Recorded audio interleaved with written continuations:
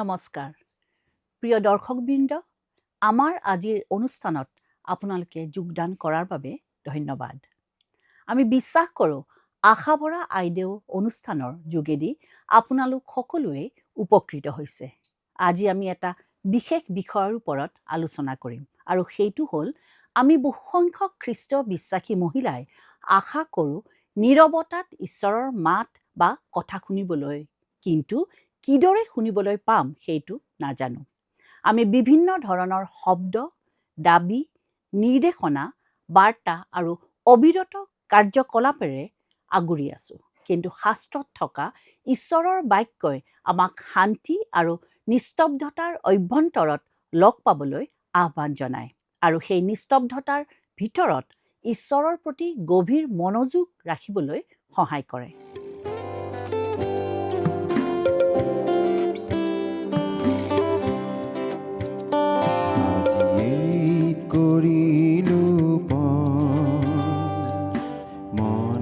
ৰাখিম আমি প্ৰতিক্ষণ আজিয়েই কৰিলো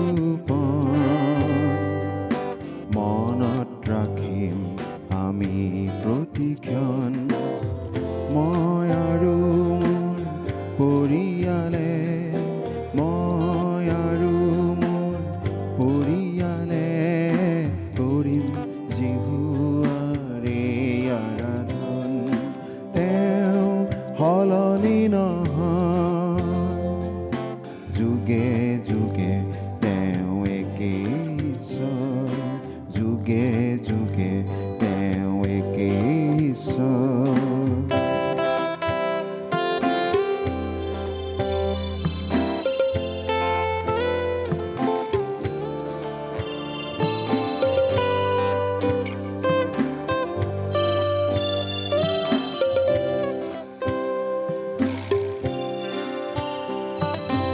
আহিব পাৰে ধুমুহা জীৱনৰ হত প্ৰলোভন ছয়তানৰ হয়তো হ'ব পাৰে জীৱন বাটৰ প্ৰতি খোজে খোজে ছায়া বিপদৰ তথাপিতো কৰি যাম মৰণপণ তথাপি কৰি যাম মৰণপণ কৰি জিহুৱাৰে আৰাধন তেওঁ সলনি নহয় ঈশ্বৰৰ বাক্য শুনা মূলতঃ গোপন তথ্য লাভৰ বাবে নহয় ই ভৱিষ্যত বা কালিৰ বিষয়ে কোৱা কথা নহয় ঈশ্বৰৰ কথা শুনা সম্পৰ্কৰ বিষয়ে যীশুৱে যোহন 10:27 কৈছে মোৰ মেৰবিলাকে হ'লে মোৰ মাত শুনে ময়ো সেইবিলাকক জানো আৰু সেইবিলাক মোৰ পাছে পাছে আহে শুনা মানে জনা বা চিনি পোৱা আৰু চিনি পোৱা মানে অনুসৰণ কৰা যেতিয়া আমি নীৰৱতাত ঈশ্বৰৰ কথা শুনাৰ বিষয়ে কওঁ তেতিয়া আমি তেওঁৰ উপস্থিতি চিনাক্ত কৰা তেওঁৰ বাক্য স্মৰণ কৰা আৰু তেওঁৰ সন্তান হিচাপে আমাৰ হৃদয় তেওঁৰ সৈতে মিলোৱাৰ বিষয়ে কওঁ নীৰৱতা শুনিবলৈ শূন্য যেন লাগিব পাৰে কিন্তু শাস্ত্ৰত নীৰৱতাক প্ৰায়ে মিলনৰ পৰিৱেশ হিচাপে দেখা যায় গীতমালা ৪৬ নম্বৰ 10 পদত কৈছে ক্ষান্ত হোৱা মই যে ঈশ্বৰ তাক বুজা মই জাতিবিলাকৰ মাজত উন্নত হ'ম মই পৃথিৱীত উন্নত হ'ম সেইটো মনটো খালী কৰা নিৰ্দেশ নহয় কিন্তু হৃদয়ক শান্ত কৰাৰ বাবেহে আমি এইটো স্পষ্টভাৱে জনা উচিত যে ঈশ্বৰে তেওঁৰ বাক্যৰ মাধ্যমেৰে আমাৰ লগত কথা পাতে পবিত্ৰ শাস্ত্ৰ হৈছে তেওঁৰ লোকসকলৰ বাবে প্ৰকাশ কৰা ঈশ্বৰৰ ইচ্ছা যদিহে এগৰাকী মহিলাই ঈশ্বৰৰ মাত শুনিবলৈ বিচাৰে তেন্তে তেওঁ বাইবেল অধ্যয়ন কৰিব লাগিব আত্মাই শব্দৰ জৰিয়তে মানসিক দুখ বা ক্ৰুটি প্ৰকাশ সান্তনা প্ৰদান সংশোধন আৰু জ্যোতি প্ৰদৰ্শন কৰে বহুতো নাৰীয়ে নীৰৱতাৰ সৈতে সংগ্ৰাম কৰে কাৰণ এনে লাগে যেন একো হোৱাই নাই আমি আমাৰ কাৰ্যকলাপক উপযোগিতাৰ সৈতে মিলাওঁ যদি আমাৰ মন ব্যস্ত নহয় তেনেহ'লে মূল্যহীনতা অনুমান কৰোঁ কিন্তু ঈশ্বৰে তেওঁৰ সৃষ্টি এনেধৰণে আকাৰ দিয়ে যিটোৰ আমি উপযোগিতাৰ অনুভৱ নকৰোঁ গীতমালা ৬২ নম্বৰ ১ পদত কৈছে, মোৰ প্ৰাণে কেৱল ঈশ্বৰলৈহে অপেক্ষা কৰে, তেওঁৰ পৰাই মোৰ পৰিত্ৰাণ হয়। অপেক্ষা হ'ল এক আধ্যাত্মিক শৃংখলা। নীৰৱতা বিশ্বাসৰ এক ৰূপ হৈ পৰে। কেতিয়াবা নীৰৱতাত ঈশ্বৰৰ কণ্ঠ শুনাটো যেন সঠিক সময়তে শাস্ত্ৰৰ এটা অংশ মনত পৰাৰ দৰে অনুভৱ হয়। ই যেন কোনো পাপৰ ওপৰত অনুশোচনা, উদ্বেগৰ স্থানত শান্তি আৰু বিভ্ৰান্তিৰ পৰিৱৰ্তে স্পষ্টতা দেখা যেন লাগে। এইবোৰ হৈছে ঈশ্বৰে তেওঁৰ সময়ত তেওঁৰ বচনেৰে তেওঁৰ আত্মাৰ দ্বাৰা কথা কোৱা উপায়। বহু মহিলাই কল্পনা কৰে যে ঈশ্বৰৰ কথা শুনা মানে অন্তৰ্নিহিত মাত এটা অনুভৱ কৰা, কিন্তু ঈশ্বৰে আমাৰ লগত শাস্ত্ৰৰ জৰিয়তে স্পষ্টকৈ কথা কৈছে আৰু তেওঁ আমাক জ্ঞানেৰে পথ প্ৰদৰ্শন কৰে। আভ্যন্তৰীণ বাক্যৰ বাবে অপেক্ষা কৰাৰ পৰিৱৰ্তে এগৰাকী খ্ৰীষ্টীয় বিশ্বাসী মহিলাই নিজৰ হৃদয়খন শাস্ত্ৰৰ বাক্যৰে পৰিপূৰ্ণ কৰি তাৰ পিছত মৌনতাৰে অভ্যাস কৰি প্ৰজ্ঞাক থিতাপি ল'বলৈ দিয়া উচিত। মৌনতা হ'ল য'ত নিৰ্দেশনা লাভ কৰা হয়। প্ৰত্যাশাৰ বিষয়টোৱেও আছে। যদি এগৰাকী মহিলাই নীৰৱতাক নাটকীয় হোৱাৰ আশা কৰে, তেন্তে তেওঁ সম্ভৱতঃ বিমৰ্ষ বা নিৰাশ হ'ব পাৰে। যদি তেওঁ নীৰৱতাক সম্পৰ্ক হিচাপে আশা কৰে, তেন্তে তেওঁ সম্ভৱতঃ উৎসাহিত হ'ব। বাইবেলে এজন ঈশ্বৰক উপস্থাপন কৰে যিজন তেওঁৰ মানুহৰ ওচৰত থাকে, যিজনে তেওঁলোকক ওচৰলৈ আহিবলৈ নিমন্ত্ৰণ কৰে আৰু তেওঁলোকৰ বিশ্বাসত আনন্দ পায়। আমি যদি সামান্য মানসিক দৃষ্টিকোণৰ পৰা লক্ষ্য কৰোঁ, শব্দই আমাৰ অন্তৰ্নিহিত জগতখনত মনোযোগ দিয়াত অসুবিধাৰ সৃষ্টি কৰে। যেতিয়া আমি শব্দ আঁতৰাওঁ, চিন্তা আৰু ভাৱনাসমূহ উদয় হয়। এই অনুভৱ গধুৰ হ'ব পাৰে। কিছুমান মহিলাই নীৰৱতাত থাকে আৰু হঠাৎ চিন্তিত, দুখী, উদাস আৰু অস্থিৰ অনুভৱ কৰিব পাৰে। কিন্তু ইয়াৰ মানে নীৰৱতা ব্যৰ্থ সেইটো নহয়। এইটোৰ মানে হ'ল নীৰৱতাৰ প্ৰকাশ পাইছে। ঈশ্বৰে নীৰৱতাৰ জৰিয়তে সেইবোৰ প্ৰকাশ কৰে, যাক তেওঁ আৰোগ্য দিব বা পবিত্ৰ কৰিব বিচাৰে।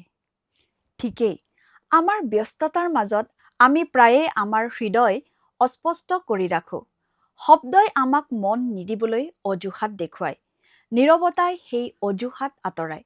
গীতমালা ১৩৯ নম্বৰ ২৩ আৰু ২৪ পদত কৈছে, হে ঈশ্বৰ, মোৰ বুজ বিচাৰ লৈ মোৰ মন জানা, মোক পৰীক্ষা কৰি মোৰ কল্পনা বুজা, আৰু মোত দুষ্টতাৰ কোনো পথ আছে কি নাই তাক চোৱা, আৰু অনন্ত পথত মোক গমন কৰোৱা।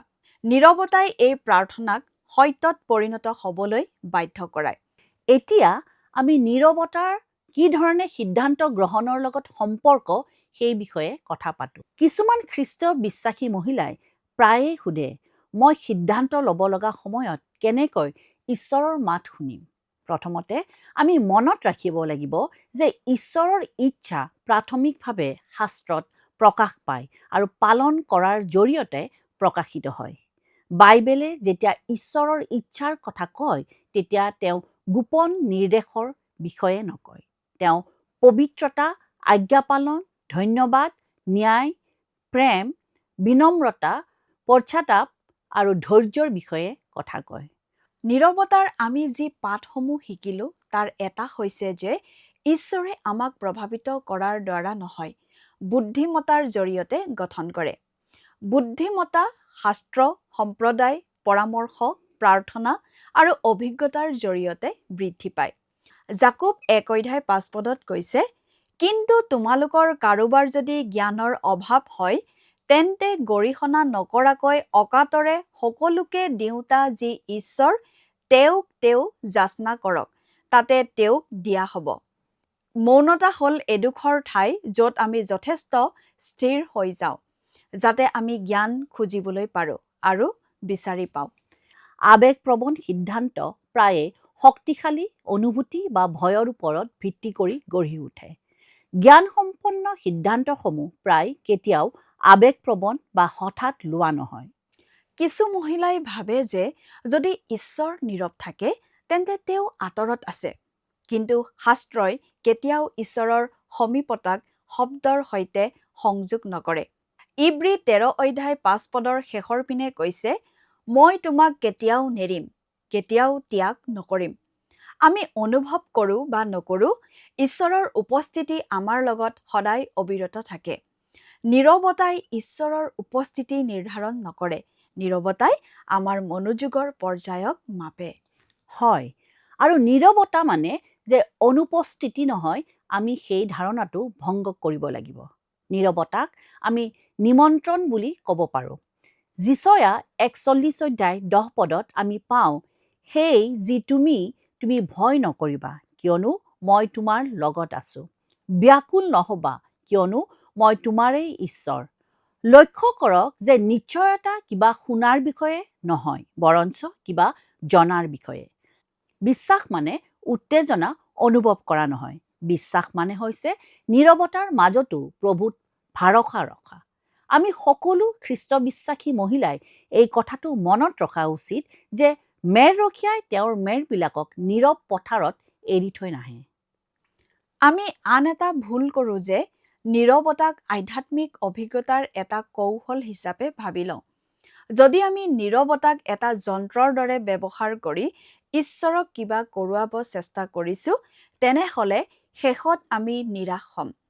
নীৰৱতা হ'ল আমি নম্ৰতা, মুক্ত হৃদয় আৰু কাণেৰে শুনিবলৈ ঈশ্বৰৰ ওচৰত উপস্থিত হোৱা কেৱল এটা পথ। আহক আমি কি বিষয়বোৰ নীৰৱতালৈ অনা উচিত সেই বিষয়ে জানো হওক। প্ৰথমে শাস্ত্ৰখন আনক। শাস্ত্ৰবিহীন নীৰৱতা অন্তঃসমীক্ষা হৈ পৰিব পাৰে। যেতিয়া আমি শব্দৰ সৈতে আৰম্ভ কৰোঁ, আমাৰ নীৰৱতা ধ্যান হৈ পৰে। গীতমালা 1 নম্বৰৰ 2 পদত আমি পাওঁ, কিন্তু জিহুৱাৰ ব্যৱস্থাত সন্তুষ্ট হয় আৰু দিনে ৰাতিয়ে তেওঁৰ ব্যৱস্থা ধ্যান কৰে, সেই মানুহেই ধন্য। ধ্যানত নীৰৱতা আৰু চিন্তা ভাৱনা অন্তৰ্ভুক্ত থাকে। দ্বিতীয়তে, সততালৈ আহক। নীৰৱতা হৈছে ভণ্ডামি বন্ধ কৰা জাগা। বহুত মহিলাই নিজকে ভাল, শান্ত, ধৰ্মীয় আৰু শক্তিশালী দেখুৱাবলৈ আভ্যন্তৰীণ হেঁচা বা প্ৰেছাৰ লৈ জীৱন অতিবাহিত কৰে। কিন্তু ঈশ্বৰৰ সৈতে নীৰৱতা ভিন্ন ধৰণৰ। ঈশ্বৰে ইতিমধ্যেই জানে। নীৰৱতা এনে এক ঠাই হৈ পৰে ঈশ্বৰক ক'বলৈ যে, প্ৰভু, এয়া মই, এয়া মোৰ বিভ্ৰান্তি, মোৰ ভয়, মোৰ ইচ্ছা, মোৰ পাপ, মোৰ আকাংক্ষা, মোৰ ক্লান্তি। তৃতীয়তে, ধৈৰ্য আনক। সময়ৰ সৈতে নীৰৱতাই মনোযোগ, নম্ৰতা, জ্ঞান আৰু বিশ্ৰাম উৎপন্ন কৰে। মই সেই অভিজ্ঞতাৰ কথা ক'ব বিচাৰোঁ, যিটো বহু মহিলাই প্ৰথমবাৰৰ বাবে নিস্তব্ধতাৰ বা নীৰৱতা প্ৰয়াস কৰাৰ সময়ত অনুভৱ কৰে। তেওঁলোকে বহে, সময় ছেট কৰি লয়, আৰু 30 ছেকেণ্ডৰ পাছত তেওঁলোকে কাপোৰ ধোৱা, শিশু, অসম্পূৰ্ণ কাম, বজাৰৰ সামগ্ৰী আদি বিভিন্ন কামৰ সম্পৰ্কে চিন্তা কৰিবলৈ আৰম্ভ কৰে। কিন্তু বিচ্ছিন্ন মন নীৰৱতাৰ বিফলতা নহয়। ইয়াৰ বাবেই আমাক নিস্তব্ধতাৰ প্ৰয়োজন। আৰু যেতিয়া মনোযোগৰ বিভ্ৰান্তি ঘটে, তেতিয়া নিজকে দোষাৰোপ নকৰি মৰমেৰে পুনৰ মনোযোগ কেন্দ্ৰীভূত কৰক। উদাহৰণস্বৰূপে, যদি চিন্তা উদ্বেগ হয়, আমি প্ৰাৰ্থনা কৰিব পাৰোঁ, প্ৰভু, মই ইয়াক আপোনাৰ ওপৰত সমৰ্পণ কৰিছোঁ। নীৰৱতা সম্পৰ্কমূলক হৈ পৰে। আমি আমাৰ চিন্তাৰ সৈতে অকলশৰীয়া নহয়, আমি আমাৰ পিতাৰ সন্মুখত আছোঁ। আহক আমি কেনেকৈ নীৰৱতাই বিবেচনাৰ গঢ় দিয়ে সেই বিষয়ে আলোচনা কৰোঁ হওক। বিবেচনা হৈছে ধাৰ্মিকতা আৰু মূৰ্খতা, সত্য আৰু ভ্ৰান্তি, দেহ আৰু আত্মা, উদ্বেগ আৰু আজ্ঞা স্বীকাৰক মাজৰ পাৰ্থক্য চিনি পাব পৰা ক্ষমতা। এগৰাকী বুজাপৰা মহিলা ভৱিষ্যত দেখা বা চিহ্ন ব্যাখ্যা কৰা মানুহ এনে নহয়। এগৰাকী বুজাপৰা মহিলা হৈছে যিগৰাকীয়ে শাস্ত্ৰ বুজে। নীৰৱতাই বিবেচনাত সহায় কৰে, কাৰণ নীৰৱতাই আমাৰ গতি ধীৰ কৰে।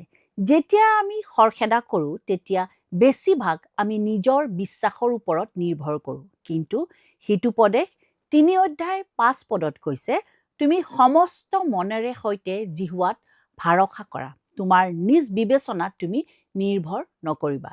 নীৰৱতাই হৃদয়ক পৰামৰ্শ গ্ৰহণ কৰিবলৈ প্ৰস্তুত কৰে। ই পৰামৰ্শৰ বিকল্প নহয়। বহু অজ্ঞানী সিদ্ধান্ত উচ্চ স্বৰযুক্ত পৰিৱেশত লোৱা হয়, কিন্তু নিৰ্জন পৰিৱেশতো লোৱা হয়। আহক আমি নীৰৱতাৰ আৰু আজ্ঞা পালনকাৰীৰ মাজত থকা সম্পৰ্কটো আলোচনা কৰোঁ হওক। কিছুমান মহিলাৰ এটা ভুল ধাৰণা হ'ল তেওঁবিলাকে ভাবি লয় যে ঈশ্বৰৰ কথা শুনা মানে হ'ল ভৱিষ্যতৰ বাবে ব্যক্তিগত নিৰ্দেশনা। কিন্তু শাস্ত্ৰত ঈশ্বৰৰ ইচ্ছা আমাৰ কৰ্মতকৈ আমাৰ পৰিচয়ৰ ওপৰত বেছি কেন্দ্ৰীভূত। ঈশ্বৰৰ ইচ্ছা হৈছে আমাৰ পবিত্ৰতা। এয়া আমি 1 থিছলনিকিয়া 4:3 পাওঁ। ঈশ্বৰৰ ইচ্ছা হৈছে আমাৰ কৃতজ্ঞতা। 1 থিছলনিকিয়া 5:18 আমি ইয়াক পাওঁ। ঈশ্বৰৰ ইচ্ছা হৈছে যে আমি তেওঁক প্ৰেম কৰোঁ আৰু আমাৰ ওচৰ চুবুৰীয়াক প্ৰেম কৰোঁ। এই বিষয়ে মথিয়ে লিখা শুভবাৰ্তাৰ 22:37-39 দেখিবলৈ পাওঁ। ধৈৰ্য, কোমলতা বা আত্মনিয়ন্ত্ৰণ সম্পৰ্কীয় শাস্ত্ৰবাণী মনলৈ আহিব পাৰে। পবিত্ৰ আত্মাই তেওঁক ত্ৰুটিবোধ কৰোৱাব পাৰে। তেওঁ স্বীকাৰ কৰিব পাৰে, জ্ঞানৰ বাবে অনুৰোধ কৰিব পাৰে আৰু শেষত বিশ্বাস কৰিব পাৰে। কিছুমান মহিলাই নীৰৱতাত থাকিবলৈ চেষ্টা কৰে আৰু যাৰ ফলত তেওঁলোক আত্মিকভাৱে শুকান আৰু মানসিকভাৱে খালী অনুভৱ কৰে। তেওঁলোকে ভাবে যে নীৰৱতাই কাম কৰা নাই, কিন্তু আধ্যাত্মিক শূন্যতা অস্বাভাৱিক নহয়। ইতিহাস মন কৰিলে আমি দেখা পাওঁ যে ঈশ্বৰ বিশ্বাসী মহিলাসকলে শূন্য অৱস্থাৰ মাজেৰে আগবাঢ়ি গৈছে। শুকান অৱস্থা মানে ঈশ্বৰৰ অনুপস্থিতিৰ প্ৰমাণ নহয়, ই ঈশ্বৰৰ প্ৰতি আমাৰ আকৰ্ষণৰ প্ৰমাণ। নীৰৱতাই শুকান অৱস্থাত আমাক ধৈৰ্য শিকায়। এগৰাকী মহিলাই হয়তো নিৰ্জনভাৱে ঈশ্বৰৰ আগত বহি শাস্ত্ৰ পঢ়িবলৈ বাছনি কৰিব পাৰে, যদিও বা তেওঁ ভাবিব পাৰে সেইটো কোনো কামৰ নহয়। কিন্তু ঈশ্বৰে তেওঁৰ ভিতৰত স্থিৰতাৰ গঢ় দি আছে।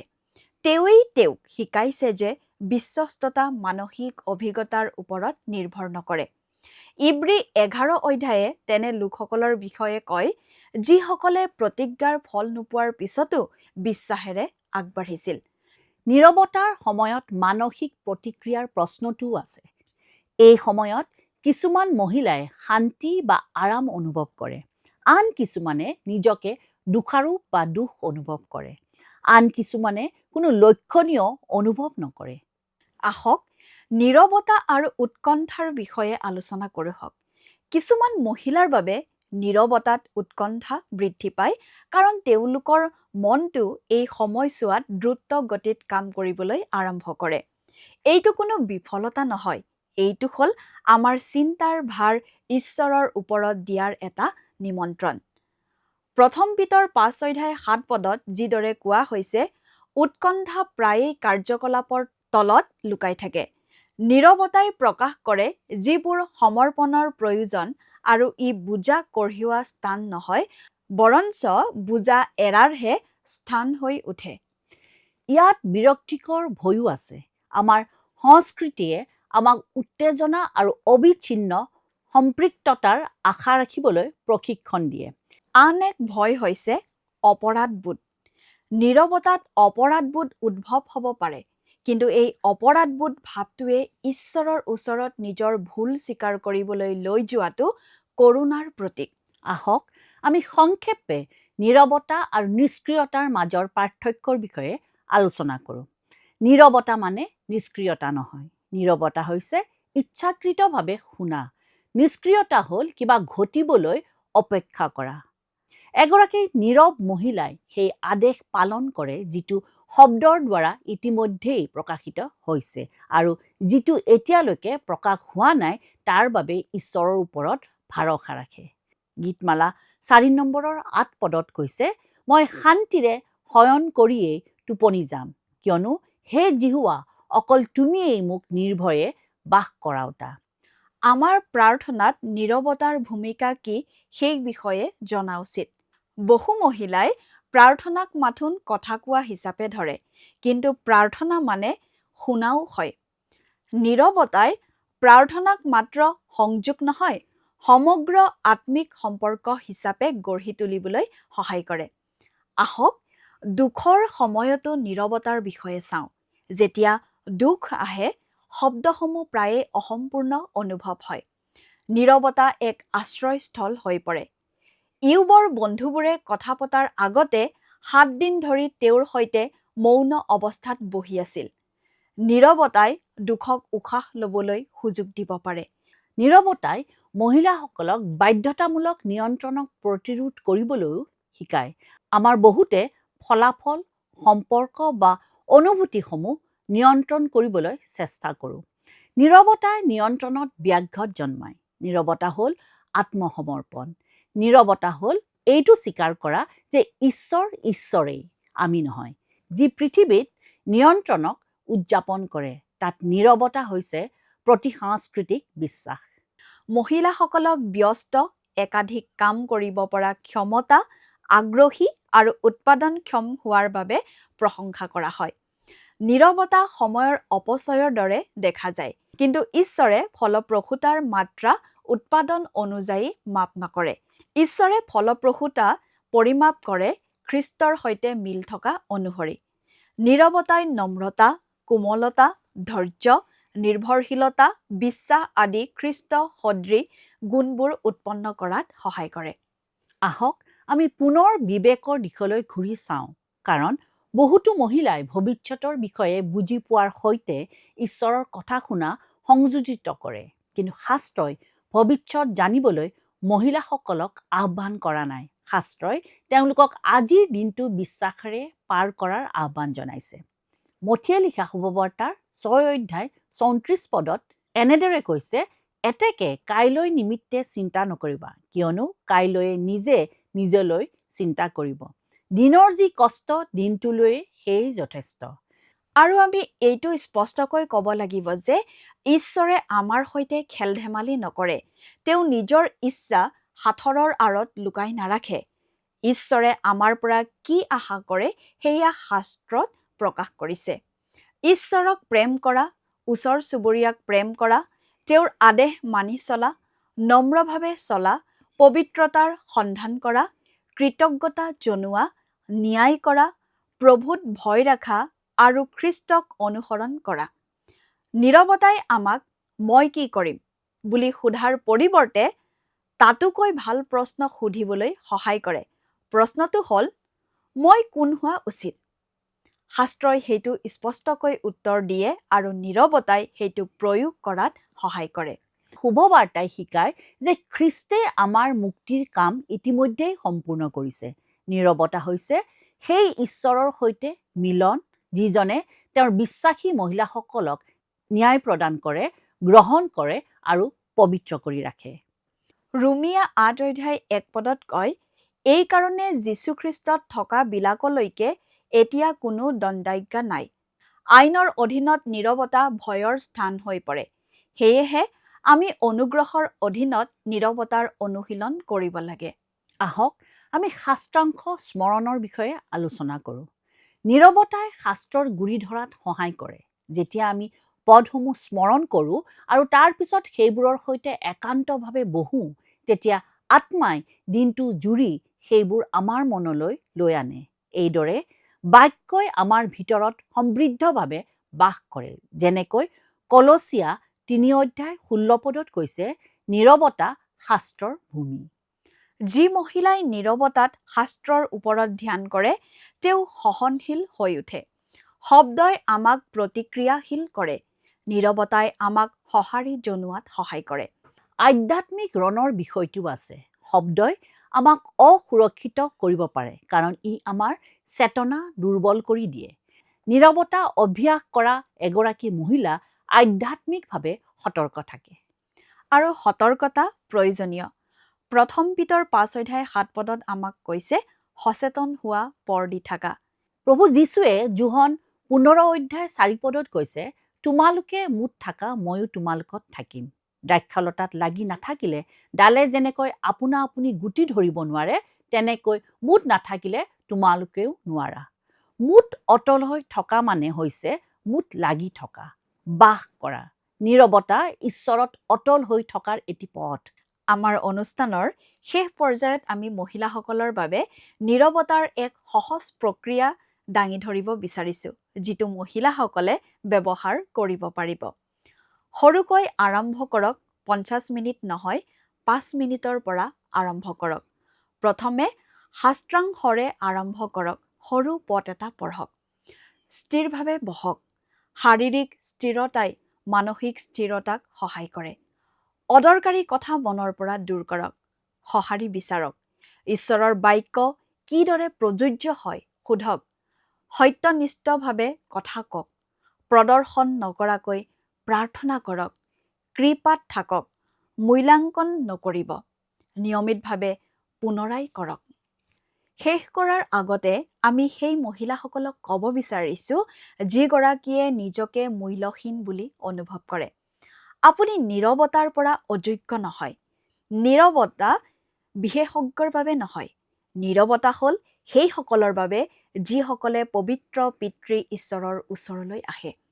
ঈশ্বৰে আনন্দ কৰে যেতিয়া তেওঁৰ সন্তানসকলে তেওঁক বিচাৰে। আপুনি যেনে অৱস্থাত আছে তেনেদৰেই ঈশ্বৰৰ ওচৰলৈ আহক। আনহাতে যিসকল মহিলাই অধিক বোজা অনুভৱ কৰে তেওঁলোককো ক'ব বিচাৰিছোঁ যে নীৰৱতা আপোনাৰ তালিকাৰ আন এটা কাৰ্য নহয়। নীৰৱতা হ'ল বিশ্ৰাম। নীৰৱতা হ'ল আশ্ৰয়। নীৰৱতা সেই ঠাই য'ত আপুনি প্ৰদৰ্শন কৰা বন্ধ কৰে।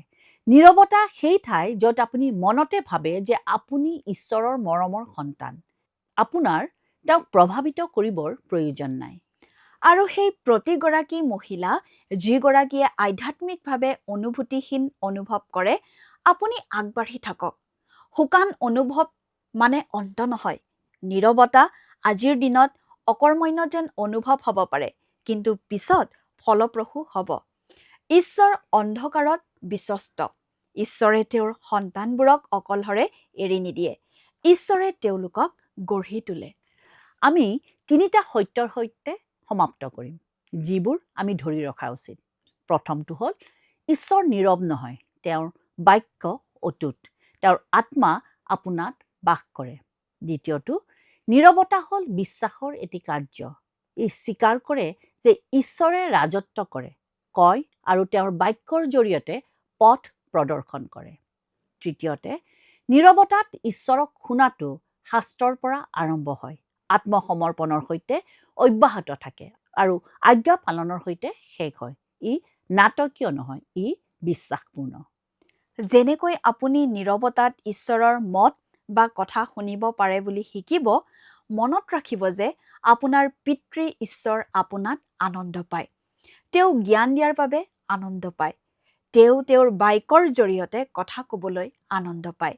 তেওঁ আপোনাক তেওঁৰ পুত্ৰৰ প্ৰতিমূৰ্তিত ৰূপান্তৰিত কৰিবলৈ আনন্দ পায়। নীৰৱতা কেৱল মাত্ৰ সৰল উপায়সমূহৰ এটা যাৰ জৰিয়তে তেওঁ সেইবোৰ কৰে। আহক গীতমালা 37 নম্বৰৰ 7 পদেৰে আজিৰ অনুষ্ঠানৰ এই খণ্ডৰ সমাপ্ত কৰোঁ। জিহুৱাৰ আগত শান্তভাৱে থাকি তেওঁলৈ অপেক্ষা কৰা। নীৰৱতা মানে দুৰ্বলতা নহয়। ধৈৰ্য ব্যৰ্থতা নহয়। নীৰৱতা শূন্যতা নহয়। নীৰৱতা হ'ল বিশ্বাস। দৰ্শকবৃন্দ, আজিৰ অনুষ্ঠানৰ জৰিয়তে আমি বিশ্বাস কৰিছোঁ যে আপোনালোক আশীৰ্বাদ প্ৰাপ্ত হৈছে। পুনৰ লগ পোৱাৰ আশাৰে আজিলৈ এৰিলোঁ। ধন্যবাদ। প্ৰিয় দৰ্শকবৃন্দ, আশা কৰোঁ আপোনালোকৰ এই অনুষ্ঠানটি চাই ভাল লাগিছে। আৰু যদি আপোনালোকে ভাবে যে আপোনালোকৰ প্ৰাৰ্থনাৰ প্ৰয়োজন আছে, তেনেহ'লে স্ক্ৰীনত দিয়া মোবাইল নম্বৰত যোগাযোগ কৰিব পাৰে।